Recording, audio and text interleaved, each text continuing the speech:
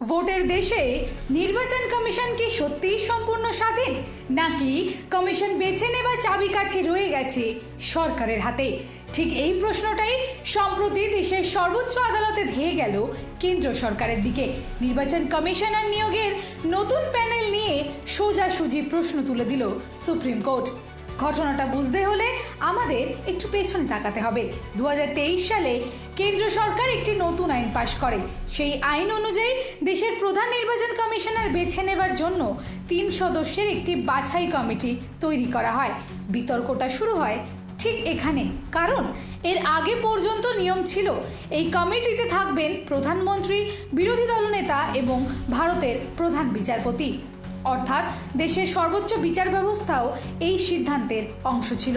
কিন্তু নতুন আইনে আদালত বা বিচার বিভাগকে এই কমিটি থেকে সম্পূর্ণ বাদ দিয়ে দেওয়া হয়।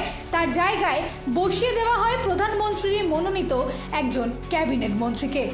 এবার অঙ্কটা ভালো করে বুঝুন। 3 জনের কমিটিতে 2 জনই তো হয়ে গেলেন সরকারের লোক, মানে প্রধানমন্ত্রী আর তার একজন ক্যাবিনেট মন্ত্রী আর একজন বিরোধী দলনেতা। ফলে ভোটাভুটিতে সিদ্ধান্ত সবসময় সরকারের পক্ষেই থাকবে, 2:1 যাবে।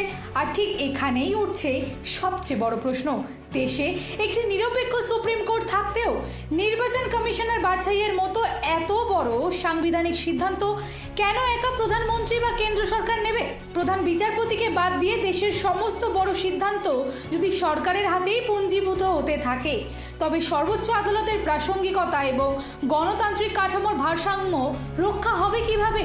সম্প্রতি এই বিষয়ে শুনানির সময় বিচারপতি দীপঙ্কর দত্ত ও বিচারপতি এস.সি. শর্মার বেঞ্চ সোজাসুজি কেন্দ্রকে প্রশ্ন করে, কমিটির এই পরিকাঠামোয় নিরপেক্ষতা কোথায়?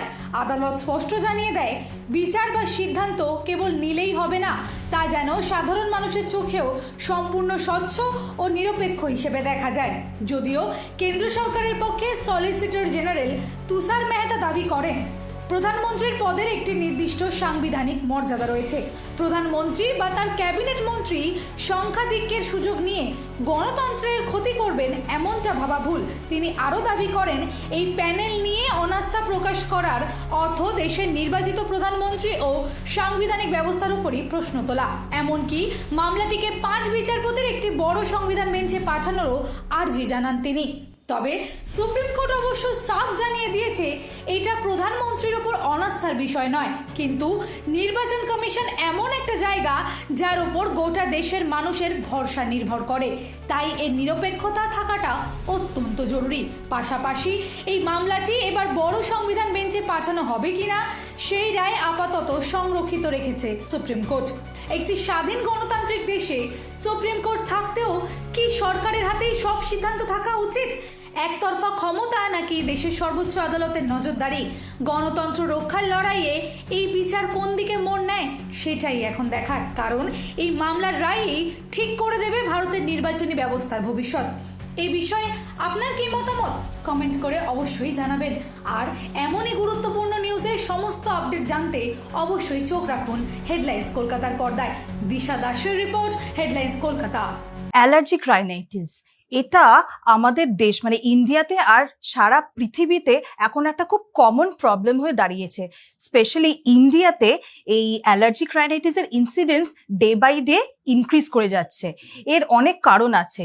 এর কারণগুলো হলো, আমাদের দেশে উপযুক্ত অ্যালার্জি স্পেশালিস্ট নেই, আর আমাদের দেশের বেশিরভাগ মানুষের যেহেতু আর্থিক অবস্থা ভালো নয়, তারা ডাক্তারের কাছে যেতে পারে না। আরও একটা কারণ হলো, আমাদের দেশে অ্যালার্জিক স্পেসিফিক ইমিউনোথেরাপিটা নট ইজিলি অ্যাক্সেসিবল। আচ্ছা, অ্যালার্জিক রাইনাইটিসটা কি?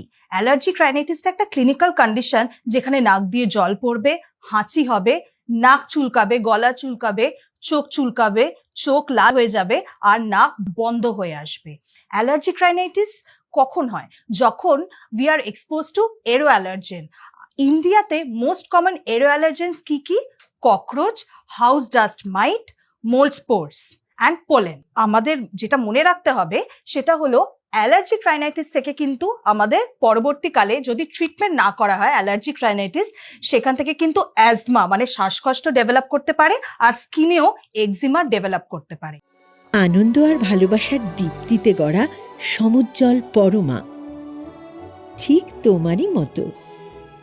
শ্যাম সুন্দর কোম্পানি জুয়েলার্স, আগরতলা, উদয়পুর, ধর্মনগর, কলকাতা।